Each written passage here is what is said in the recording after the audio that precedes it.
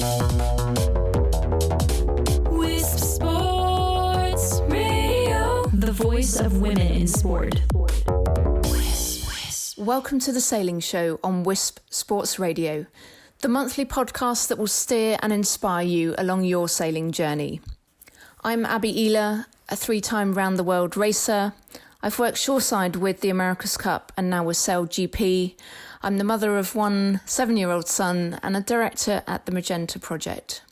I'll be chatting to a wide range of women within the sailing community, including Olympic champions, ocean racers, change makers, and up-and-coming champions.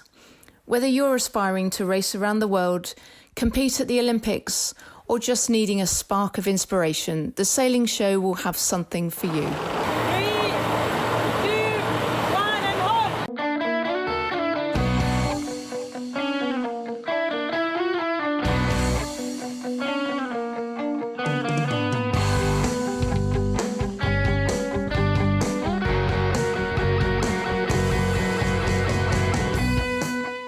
My guest today is someone who I would describe as a very driven and talented individual in the offshore sailing scene, and who will without doubt go on to achieve great things in the sailing world in the future.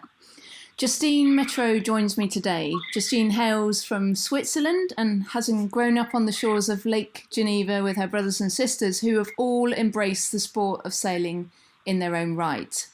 Back in 2013, Justine competed for the first time in the Mini Transat event, which is an event consisting of short offshore sprints in a single-handed role in a yacht which is a mere 6 metres long.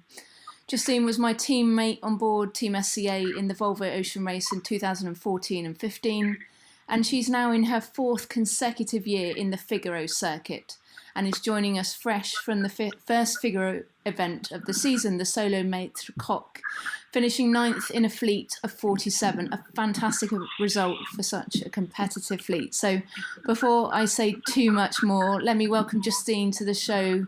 And Justine, thanks very much for joining me and congratulations on your recent result. Yeah, thanks, Toby. It's been a while since we caught up, but before we start talking about the event you've just finished, I wanted to wind the clock back to 2013, and this was the first time that you'd competed in single-handed offshore sailing, I believe, in the Mini Transat. Yeah. And this is a series which predominantly takes part in the north of France, and it's kind of known as the introductory series into the world of single-handed professional yachting. So I wanted to ask you and find out how you got involved in that and what was the draw to that particular event. Yeah, well, I think in France and in Switzerland, every 2 years there is a Mini Transat starting, and I think every 2 years there are French guys or Swiss guys doing it. So by the time I was following it since a few years, and I was wondering about doing it or not. And in 2011, I was sailing on another project, which I know would stop. So yeah, it was the right time to start something and to try to build a campaign starting in 2012 to have the time to get prepared correctly. So I did that, and I was lucky to meet my actual sponsor, Teamwork, who was committed for a few years with other skippers in the Mini Transat, and they were looking for a new skipper to do the 2013 Mini Transat. And we met, and it went really well, and we started to work together to prepare the campaign for this goal. Yeah.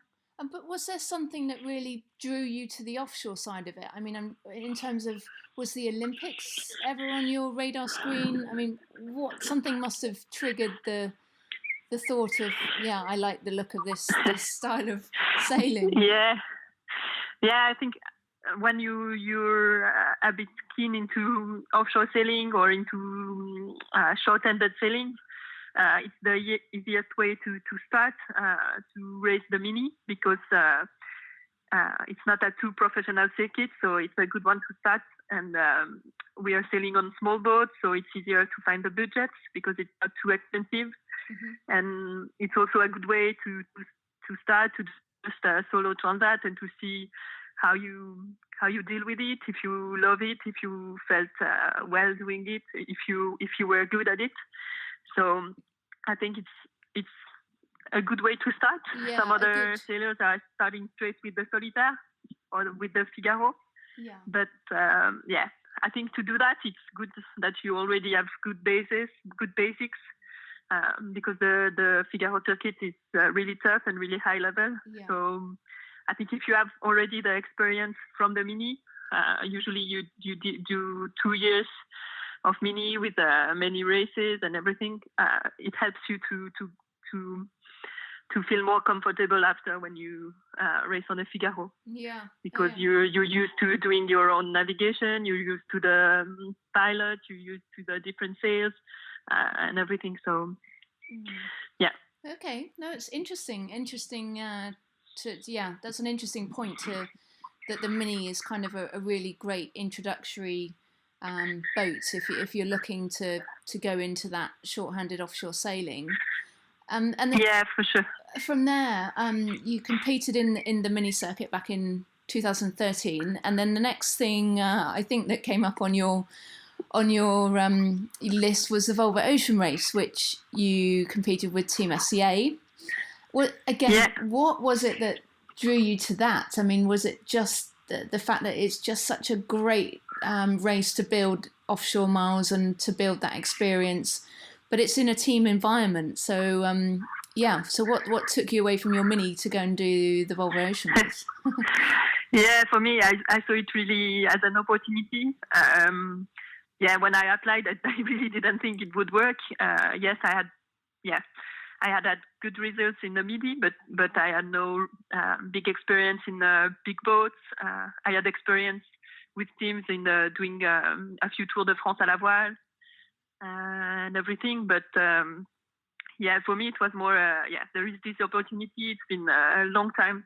There has not been any female team. And I don't want to have regrets about not applying and not that's true. trying to take my chance. Yeah. And finally it worked. But I was the first surprised. But I think to me, yes, I like solo sailing because it's great to become a better sailor because you have to do everything from building the project, managing your project, your boat, everything, and being able to do everything on the boat.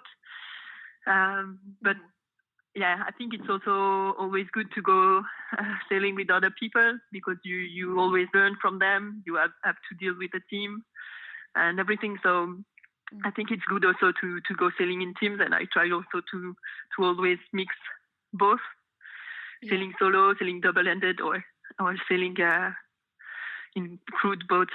I think it's a good balance.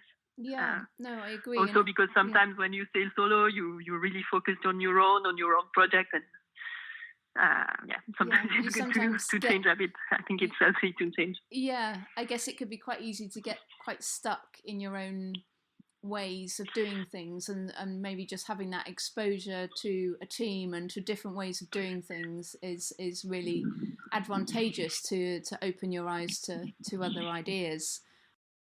Yeah, for sure.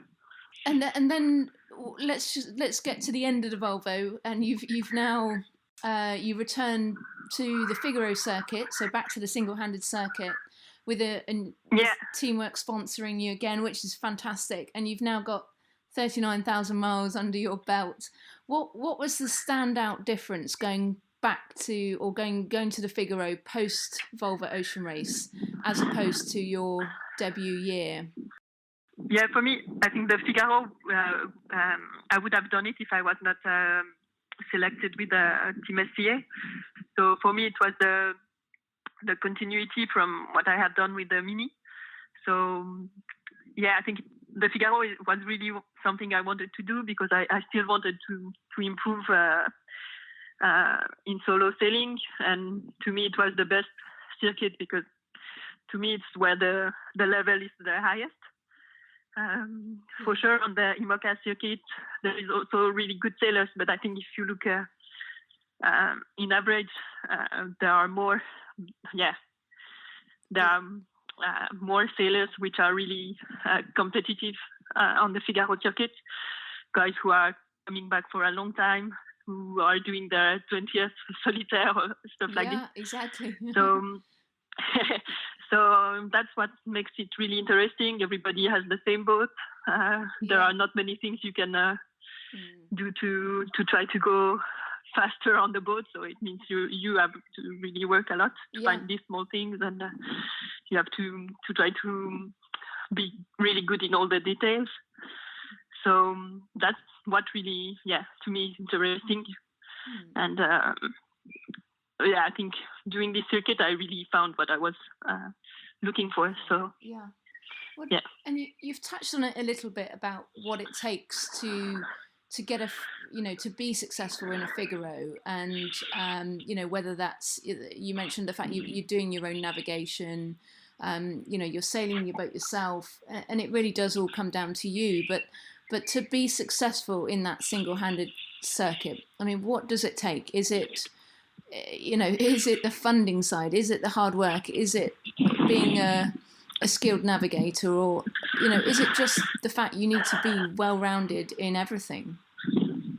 Yeah, I think you need to be good in everything.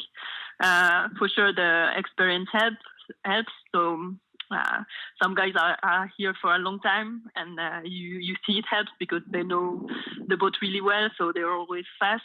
But they also really know the areas we are sailing in, so they're really good at playing the currents, at playing the wind effects, and it's always small gains, which at the end will make the difference. So it's all these little things that are interesting. Yeah, you will go in the details of trimming, in the details of preparing the boat, and becoming a better driver, trying to be really good at the starts, at the and also the strategy is really, really interesting. So because everybody is really close, there is 40, 50 boats on the solitaire.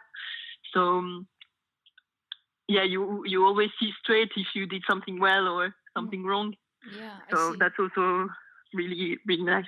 Yeah. To me, the Figaro is kind of it's like the Olympics of offshore sailing a bit. Yeah. I see it like this. Yeah.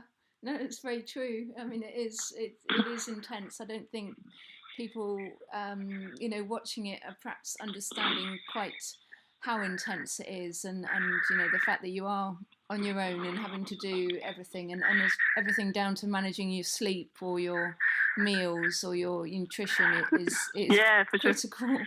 I guess. Yeah, and most of the time we sail like for 3-4 days, and everybody finishes in. Yeah, or you arrive 20 at the same time. Yeah, after 4 days, and a lot of different things happening. And I think you see only this on the Figaro. So, if you were giving advice to others who, perhaps there's some other girls out there who are contemplating the single-handed route, or perhaps they're in their debut season in single-handed, I mean, what advice would you give to them?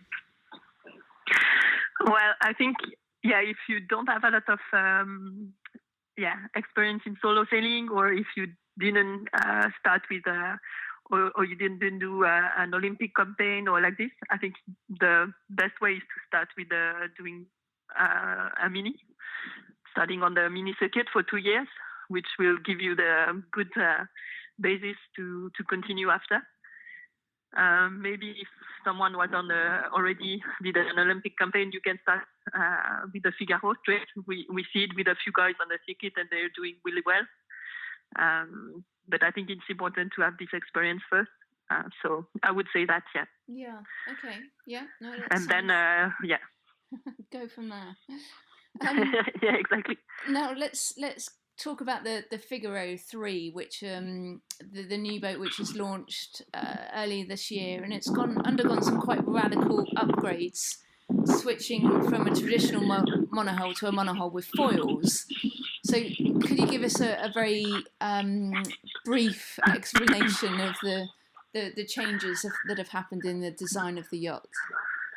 Yeah, for sure. Well, the big change is the force, and the change also is that we have now a Denaker, and we have asymmetrical spinnakers. Oh. So yeah, these are changes that make us work a bit differently. So I think it was interesting to have a boat with the foils, and we can feel they work quite fast, even if there is not that much wind. So yeah, it's an interesting thing to work on, and it was interesting to try to understand how they work and how you can use them the best. So that was a change. For the dives, for sure, it's a bit easier now without a pole. Yeah. And the Denaker makes the boat a bit more physical, I think, because it's the sail we use quite a lot. So it makes it makes more sail changes. All the sails are a bit bigger. The big kite, I think, is 40 meters square, bigger than our bigger kite before. Mm-hmm. So I think all this makes the boat a bit more physical, makes it faster for sure. Mm-hmm. And the boat is also really it's really lower on the water, so we're wet pretty faster than what we were before as well. So it's less comfortable than what it was before. Well, you should be used to that, having sailed on the 65.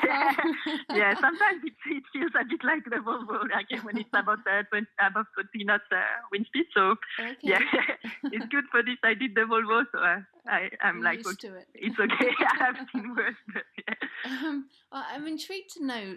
Obviously, you're running autopilots a lot for the single-handed sailing, but how does the pilot cope with the boat foiling, or the semi-foiling? Is it they're still able to cope with that, or does it? I'm intrigued whether it just takes away the feel and whether the pilot can still sort of interpret what the feel of the boat, or it's just based on an angle or.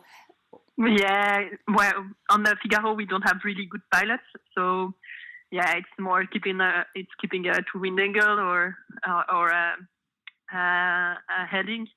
So when you're fast, it's most of the time it's better to drive to steer the boat. And on the Figaro we steer quite a lot because everybody is so close. So sometimes it's hard to put the pilot because you will probably lose. But sometimes it's working quite well also, so you can use it and rest a bit more. So it's always finding this balance. But I think when the foils are working and you manage to accelerate and everything, it's probably better to steer to make the most of it. Would that have been the same with the Figaro too? I mean, would you have used the pilot more on that boat, and you're now finding with the foils? On the Figaro too, I think it was even harder to put the pilot. I think the shape of the hull was making that the pilot was not really working well. Mm-hmm. So you were losing quite a lot every time you were putting it. So I think that's why also we don't sleep that much on the solitaire or on the Figaro circuit. You drive a lot, and so you don't have a lot of time to sleep. So what would be your typical time at sea then on a Figaro race? So on the circuit, usually we have small races to prepare the solitaire. So it's more like 2-3 days races, and the solitaire is 3-4 days legs, and it's 3 or 4 legs like this. Wow. So it's not that long, but usually we really don't sleep a lot. I think it's between 1 hour and 1 hour and a half per day. So unbelievable. Yeah. Wow. but that's just enough to stay clever and to still be able to manage the boat well. But Wow, amazing. And is that something that you work on in terms of your sleep analysis, and what your body needs to still be able to operate proficiently? Is that something that you I did this analysis to try to understand how I was resting or the phases I could use. But on the Figaro, we're sleeping. I sleep maximum 15 minutes in a row because to be sure there is no wind change or something happening during this time where I should do something or maybe retrim the boat or maybe change my mode or something. So I think it's hard to use that, but I think most of us, we use a bit of relaxation or stuff like this to try to get to sleep quickly. Yeah. And also before the races, we try really to sleep a lot. Maybe 2 weeks before the Solitaire, I try to sleep, to have really long nights and also to do a nap in the afternoon to try to be really recharged before to go. Wow. And in between the legs, I try really to stretch 2 times a day to help to relax a bit also, and also to sleep a lot, to eat well, and to have a nap also in after lunch. Yeah, gosh, it's such a cultural shock, isn't it? I mean, I think of Volvo when you go from being ashore and then being at sea for 30 days, but at least you try to get into a routine and you still manage to get sort of somewhere between 4 and 6 hours of sleep in a day. But the figure when you're on your own and having that little sleep, gosh, that's but I think it's also really the adrenaline of the race which helps you to sleep exactly. So, and being so to close. nearly not sleep. But because for example, if I'm doing a delivery or something like this, and I think for most of the Figaro sailor, it's the same. If you're not in the race, you will sleep a lot more because you can put the pilots, you can take your time, and there is no, and you will feel really more tired than if you were in a race for the same level of energy. I think so. It's also really the race and having boats really close to you and always something to do. Exactly. That helps you stay awake. Wow. And do you talk to your other competitors on the radio while you're at sea, or are you? Not that much. On the Mini, it's less professional, so people talk more. But on the Figaro, not that much, and you don't have the right to share any useful information. So we talk when we are worried about someone or something like this. Sometimes you think someone is doing something weird and you're not sure they're on board anymore, or maybe they're not awake and they're going to the shore or something like this. I think it's more in these occasions that we call each other just to make sure everything's okay. Wow, fantastic. Well, I'm going to ask you now. We've talked about where you've come through the circuit, and if we were to look to the future, where does your ambition lie? I mean, there's so much out there now with the newly announced offshore Olympic class. There's the Vendée Globe race coming up in 2020. The Ocean Race, as it's now called, in the IMOCAs. I mean, where's your ambition? I tried to find a sponsor or a co-sponsor with Teamwork for next Vendée, but I didn't manage. So I think now it's too late to build a campaign correctly and to have the time to get prepared in the good way. Mm-hmm. So I gave up on this, and I don't know really what to think about the Olympics, offshore Olympic mixed teams, because we don't know really what the boat will be and how things will happen. And I think if there is 2 young Swiss, a guy and a girl who want to do this, I would think this is great, but I don't feel like it's really for me, or I don't know. I never really dreamed about the Olympics because I didn't think I was, I didn't sail a lot in the dinghies, and then I was more into offshore. So, no, I don't really think it's for me. But I would find great that if other Swiss people do this. So for now I have my eyes on the Figaro season, and as I didn't find a way to do next Vendée Globe, maybe do another ocean race. Why not? So I will see what happens. Next year. Yeah. Well, I guess it's a great way to get the experience in that type of boat. For sure. For the next Vendée to come around, I believe it's in 2024. Is that right? Every 4 years? Yeah. Right. So that would, yeah. Okay. Well, all eyes on Justine for 2024. Thank you, Abby. My final question, and I'll let you get back to your sleep and your rest, is if you could look back and give yourself a piece of advice to your younger self, perhaps, what would you have done differently if you could look back? What would that advice be? Yeah, I would say maybe to be more self-confident sometimes. Yeah. Okay. But I think when I was young, I didn't think, if you had told me 10 years before that I would have done a Mini Transat, 2 Volvo or 1.5 and 4 Solitaire, it's something I really didn't think I would do. So, believing in yourself. Yeah, exactly. And take all the opportunities you can, I think, and sometimes things are just making their way and everything is happening the good way. So.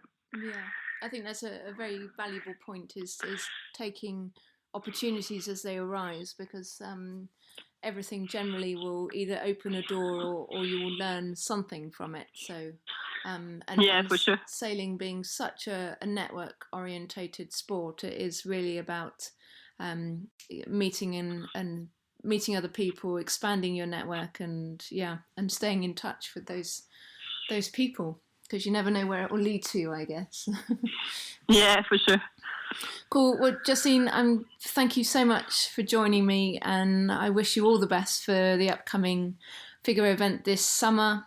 And thank you. Thanks for taking the time. And for all our listeners, you're welcome. You can follow Justine's events on her social media channels, which are in the podcast notes. Now, for my next guest, it's none other than Dee Caffari. I asked Dee to give her opinions and advice around advancing through the sport of sailing, or even advancing your career in professional sailing. Utilising her experience as a skipper of a young team in the last Volvo Ocean Race, she shares what she was looking for when selecting her crew, whether that be sailing experience, physical fitness, qualifications, or secondary skills. There are lots of tips and advice to take from what Dee has to say. When asked the question of how to progress your sailing career, I considered that maybe I'm probably not the best person to ask. When that question's posed in the world of professional offshore sailing, I came into the sport through what was considered not a very normal route.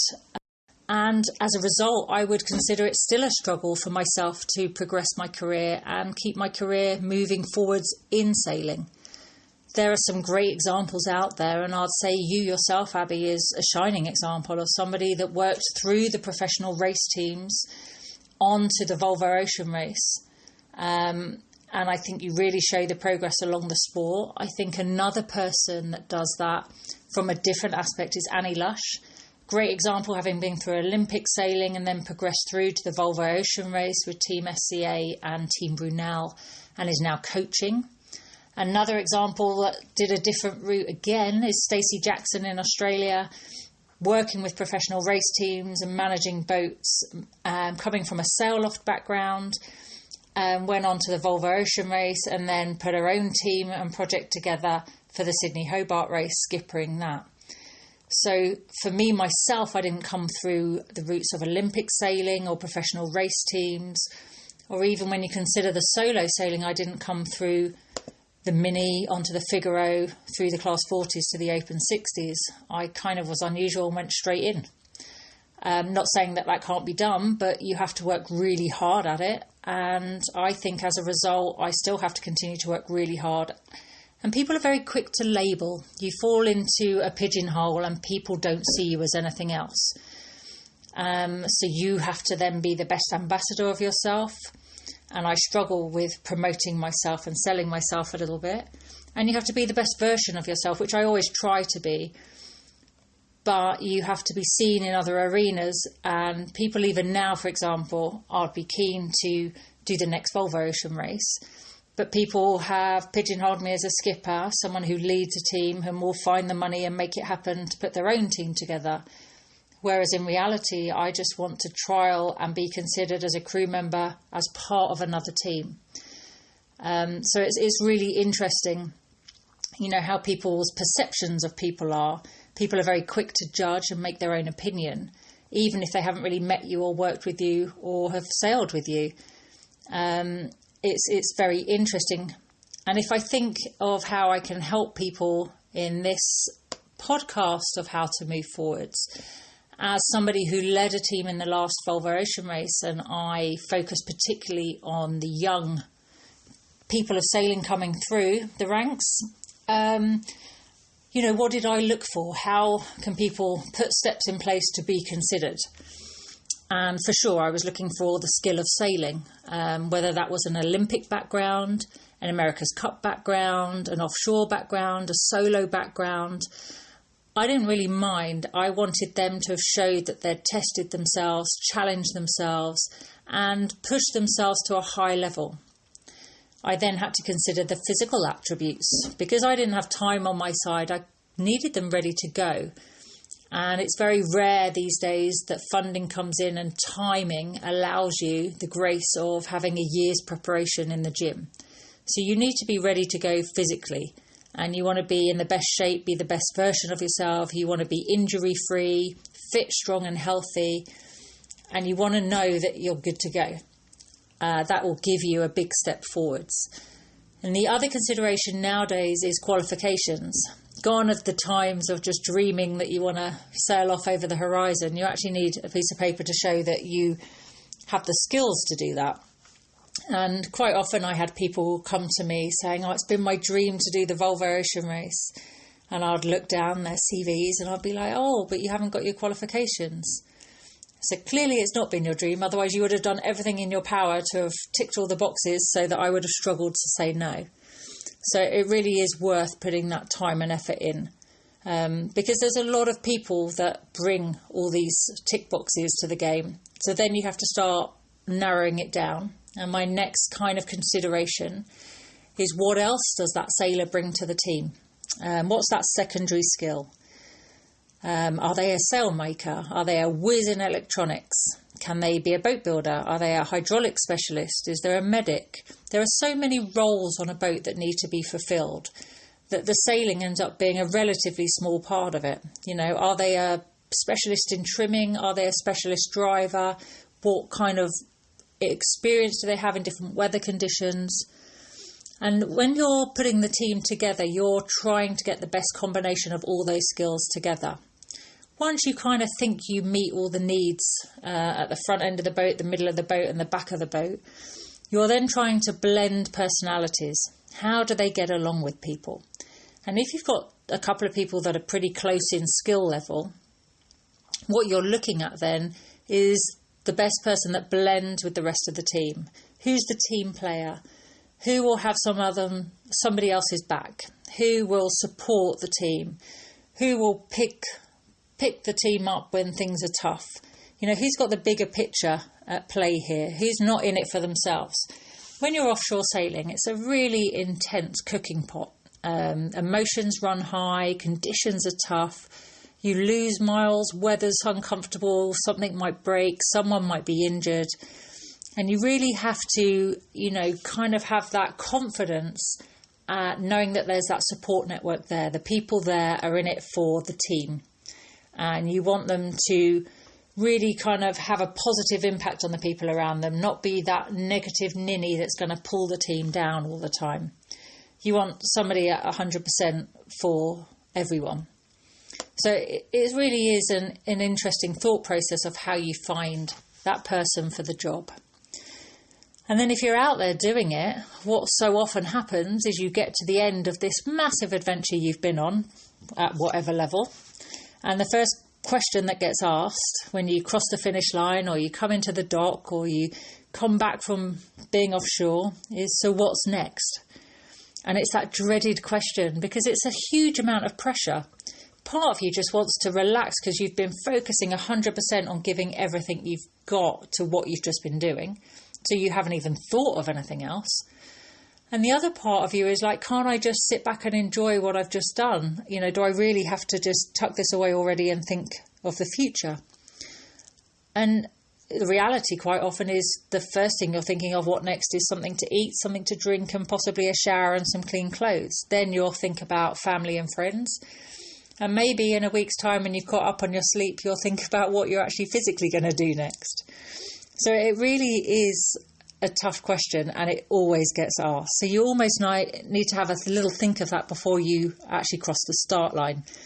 And it is quite funny, but I think people often fall into the trap of always having to have something next to say. And I don't necessarily agree with that. I think it's very easy to fall onto this hamster wheel where there's always got to be something else and something to do. And are you just keeping yourself busy? Are you just proving you can get some income? Are you just ticking a box to keep a sponsor happy? Or are you genuinely wanting to do this? Is it authentic? And for me, I think these days I'm probably more passionate about it needing to be real, needing to be authentic, and to come from a deep-seated passion. I think we're far too critical and analytical these days, and we see straight through people that are just basically doing something to get paid. You need to believe in what you're doing. We're talking a huge commitment, time, effort, money, time away from loved ones, and, you know, most of the time a risk of your life. It needs to be for real reasons. For myself, I never intended on doing laps of the planet, sailing around the world. When the idea was proposed, it was dangled like a carrot, and it tweaked my natural interest in challenge, adventure, pushing boundaries, pushing my limits, and changing my perceptions of the norm. And I actually came to thrive in that environment. And then since I've been exposed to that environment, it was a case of, well, what is possible? What can be done? And now I'd say I've got to the stage in my career where I've gone from being an adventurer to a racer, although some people still seem to dispute that. And I am learning from my mistakes. So therefore, you know you can do it better. You can go out and improve on yourself, learn from mistakes, and get better next time. So you want to go out there for a next time so you can show that you've learned. I've been around the world now 6 times, but it's a case more of what I haven't done. I haven't won around the world yet, and I know I can do it because I know what mistakes I'm making. I'm acknowledging them and trying to learn from them. So I know I can do it better. How can you do things better? Generally, you can have better people around you to learn from. You can have more money to throw at the project for people, and more time. And then, of course, there's an element of luck that you always want to throw into a project. In the back of my mind, I know there's still something for me to do. Conversations from the world of women's sports. This is Wisp Sports Radio.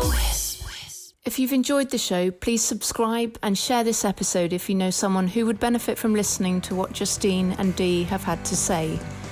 Please continue to follow the Magenta Project on our website and social media. And to keep up to date on women's sport in general, not just sailing, check out Wisp Sports online and social media. Thank you for your time, and I appreciate you tuning in. Bye-bye.